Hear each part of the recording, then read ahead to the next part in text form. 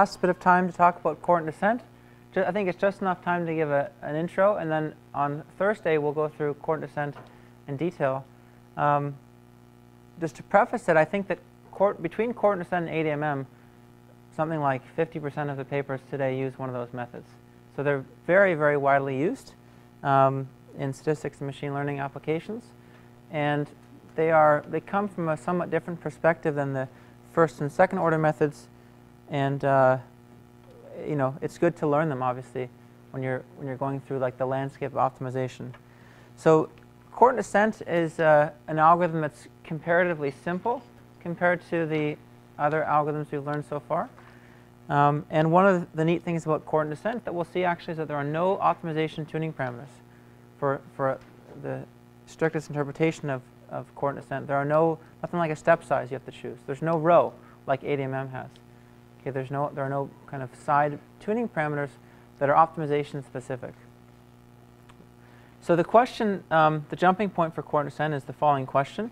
If I give you a convex and differentiable function, so let's just suppose I have f, it's convex and smooth, and I tell you that I'm at a point x such that if I move along any coordinate axis, so any of the coordinate axes 1 through n, then we have a global minimizer. Sorry, if I tell you that if I move along any coordinate axes and I can't make the function any smaller, so any of those coordinate moves only makes the function bigger, my question is, do we have a global minimizer? Does that imply optimality? So does being a coordinate-wise minimum imply a global minimum? So coordinate-wise minimum, just to be formal, means that if I'm at x and I look at taking a move in the direction ei, where ei is the I-standard basis vector, it's just all zeros then a 1 in the ith component, and I try to move any amount delta. So I try to just change the ith component of x by any amount delta, positive or negative, then I never make the function smaller than what I already am. Does that imply that I have a global minimizer? What do you guys think?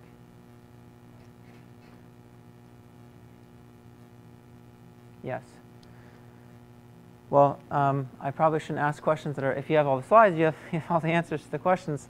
But here's the proof. It's fairly simple. Just write down the gradient. So for a smooth function that's convex, the gradient being equal to 0 is equivalent to having the global minimizer. And if the gradient is 0, then every component of the gradient is 0. And if every component of the gradient is 0, then every component is minimized along its respective coordinate axis.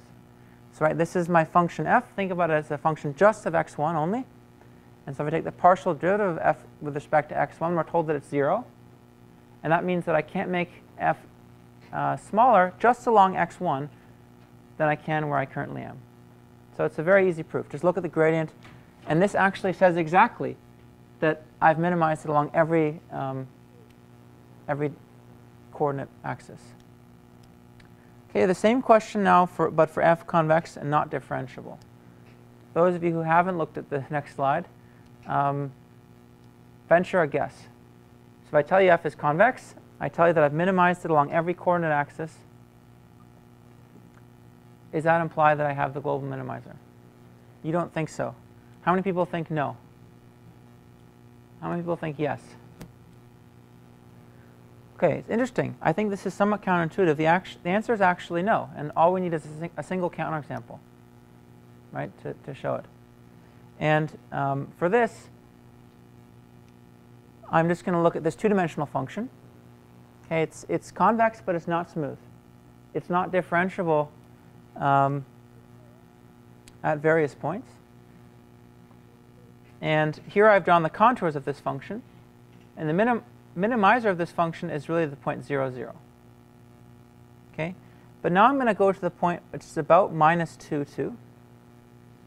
And you can see the function is actually not differentiable at that point. It has the contours have a kink here.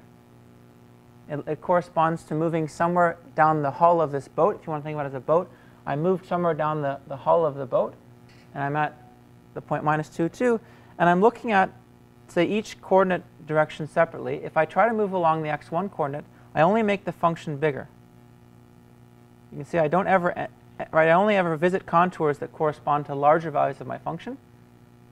If I try to move along the x2 coordinate, I again only ever visit contours that correspond to larger values of my function. but I'm not at the minimum. Okay, it requires a joint move in x1 and x2 to get to the minimum. So a bit problematic, right? If we have a function that's convex but not smooth, then it's not necessarily the case that coordinate-wise minimum is the same as a minimum over all the variables. So now the same question, but we're going to consider special types of functions, and we'll call them smooth plus separable functions. So I'm going to give you a smooth function. It's my g of x. It's smooth and convex. And I'm going to give you a sum of functions hi of xi, each one of these being convex but not necessarily differentiable. This function is called separable or additive. Okay, it's a sum of functions of individual coordinates. So the question is, if I had the property that I was at a point x where I have a coordinate-wise minimum for such a function f, do I have a global minimum? That's the question. So you can probably guess that the answer is yes, otherwise I wouldn't have moved towards this direction. The proof is actually fairly simple, and we can go through the proof. I also wanted to point out, as far as the picture is concerned, separability, this property, but it really just tells you that any non-differentiabilities you encounter have to occur along the coordinate axes. Okay, this h can be non-differentiable. It can have many non-differentiabilities. It's only required to be convex. But because I have hi of xi, we've somehow rotated the non-differentiabilities to be lying along the coordinate axes. So with respect to directions off the coordinate axes, we are really only looking at a smooth function.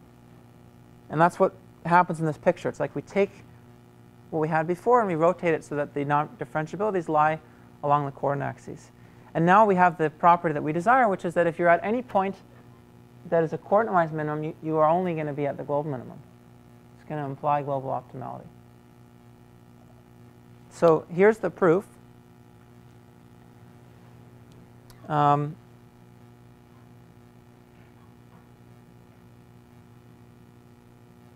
Okay, so let's just look at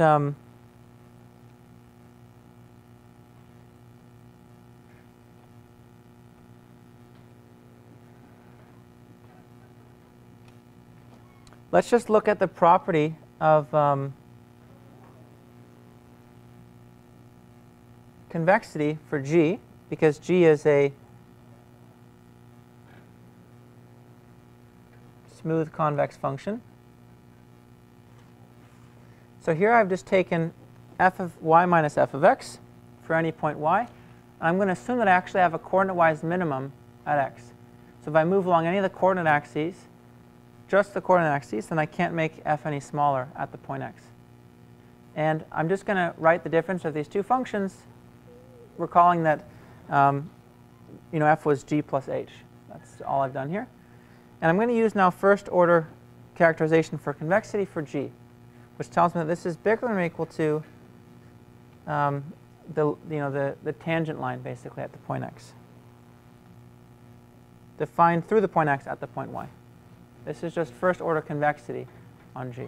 Right? G of y is bigger than or equal to g of x plus grad g of x transpose y minus x. That's all I've used here. Carry that down as well. And now let's write this as the sum of partial derivatives of g with respect to xi at the point x times yi minus xi. These are the same thing, right? I'm just writing out the inner product between these two vectors in terms of the sum of their products of components. Okay, this is just the ith component of grad g. And I'm going to suck these all into the same big sum.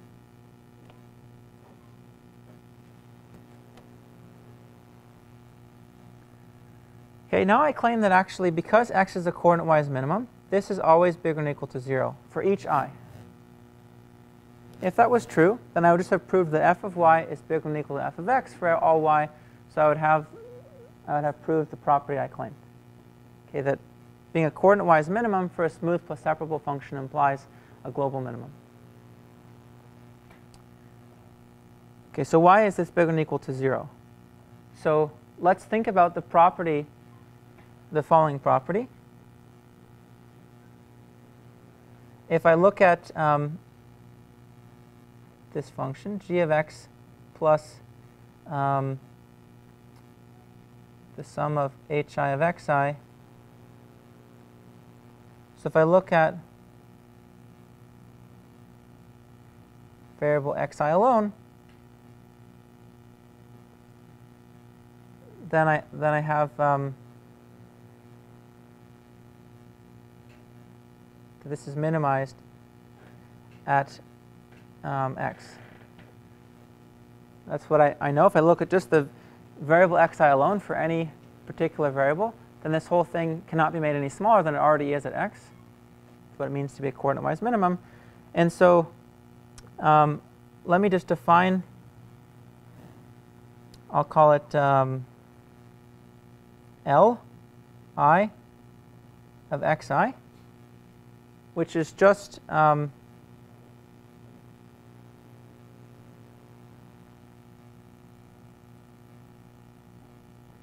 this function, but thought of only in terms of xi. So I'm just ignoring all the other variables except for xi. And in fact, these drop out because they don't depend on all the other terms in the sum that don't depend on xi drop out. And what I'm saying is that actually this function, only a function of xi, is minimized at xi. That's what it means to be a coordinate-wise minimum.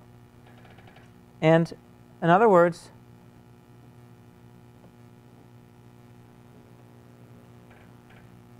zero must be a subgradient of this function at the point xi, because we know that that's what it means to minimize a function.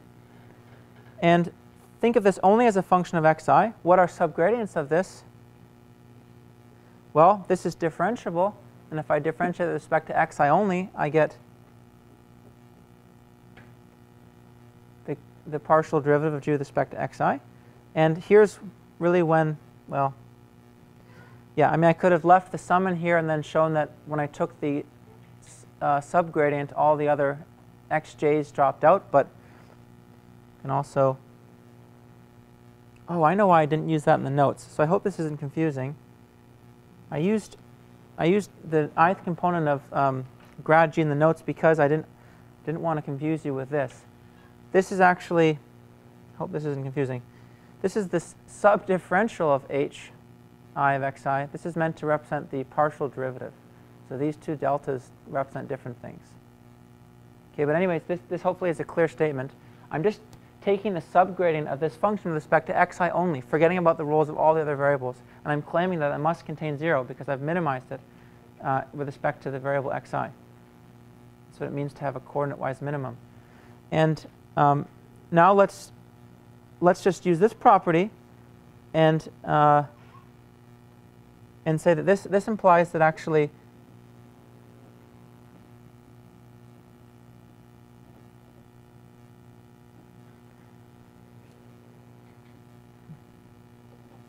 the negative partial derivative of g with respect to xi is an element of the subgradient of h at xi. And we're going to see that that exactly implies this is bigger than or equal to 0.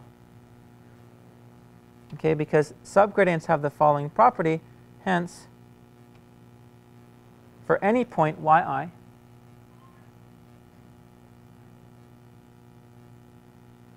I can lower bound this by hi of xi plus a subgradient transpose y minus xi, but I'm going to use the fact that this is a valid subgradient, minus partial derivative of g with respect to xi times yi minus xi, and then rearrange, that's exactly this property. It's exactly this property. So just move everything over to the left-hand side, you'll see exactly this property. So in other words, this inequality just came from the fact that we had minimized the function coordinate-wise, and it was separability that was the key here. It allowed us to relate this to the minimization over xi alone, just through subgradients. Okay, so that is the motivation for coordinate descent. The idea is, we'll cover on Thursday, just repeatedly minimize one coordinate at a time. Just consider the minimization problem over, say, x1 alone. Minimize away. It's a one-dimensional problem. Then try minimizing over x2. Then try minimizing over x3, etc. If you ever get to a point in which you cannot make any more progress because you've minimized out each coordinate to the fullest extent, then, provided that you have a smooth post-separable function, you have the minimum. You are in luck because you have the minimum. Okay, so we'll cover that next time.